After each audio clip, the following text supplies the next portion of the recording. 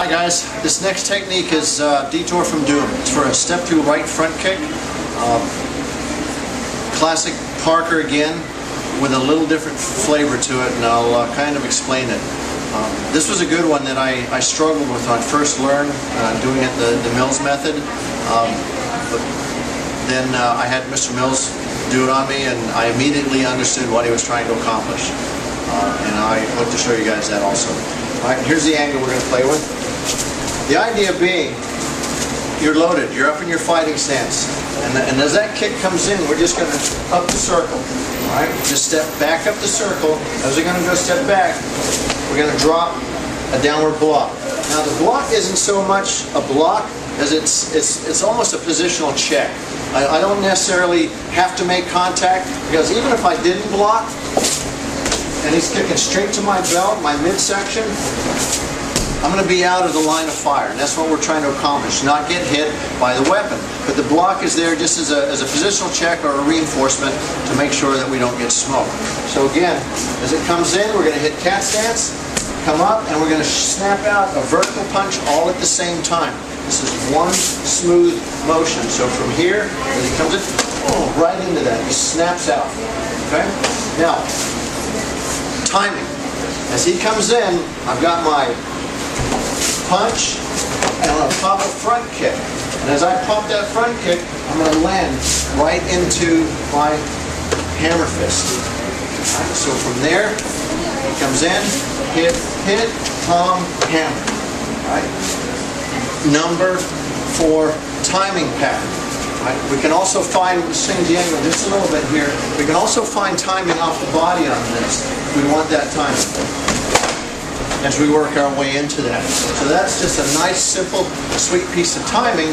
And those of you that know the Parker 5 swords are going to see how we took the Mills 5 swords, changed it a little bit, but the vocabulary that was in the Parker 5 swords we've kind of put back into our Detour from Doom. So again, he comes in, I block, I punch, I kick. As I land, as I'm starting to come down, that left hand comes up, and I hammer.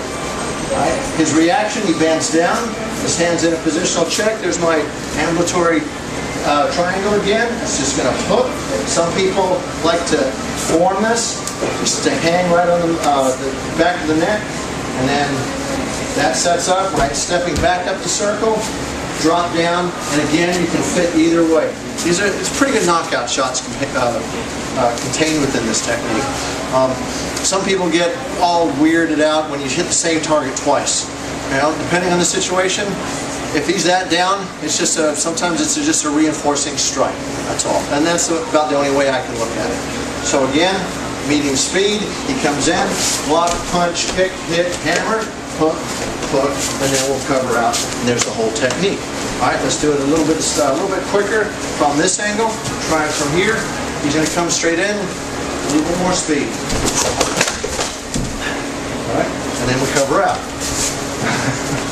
All right, and one more from this angle, so you can kind of, actually let's try it from this side to just see what happens. All right, he's coming in, and we just work our way through. All right, and that is Detour from Doom. Oh, hold up, I mentioned a little piece of vocabulary here. He's in a fighting stance. His hands are up, his guard is up. He throws a kick. I punch. His hands are up. I kick. And if I don't kick him in the groin, what are these hands going to do? Now I've got to hit my way through his hands. And this is the problem I kept running into back in the day, because I was always throwing that kick and I was going boom, and my hands are there, and the guys were trying to do that number 4 timing pattern, because the hands kept staying there. Let's do it from this angle. Pay attention to his hands again. As he comes in, boom. Notice that? Notice how the head drops, the hands drop, all that good stuff? That's what's going to happen. That's what's going to happen when you kick somebody in the groin. All right? We do. Unfortunately, we're ingrained to do a lot of these techniques and go, yeah, and not make any contact. In which case, he's not going to react to it. So you've got to make sure your dummy is reacting properly to the strikes to give you a feeling of where the technique is going to take you. I mean, if he just stands there like a statue the whole time, you know, then that's not really Kempo Ii. You know, and everybody's guilty of it, including myself. But sometimes you can get caught up in the speed and the whiz-bang aspect of our system. But when push comes to shove, if you're making contact with those targets, he's going to react.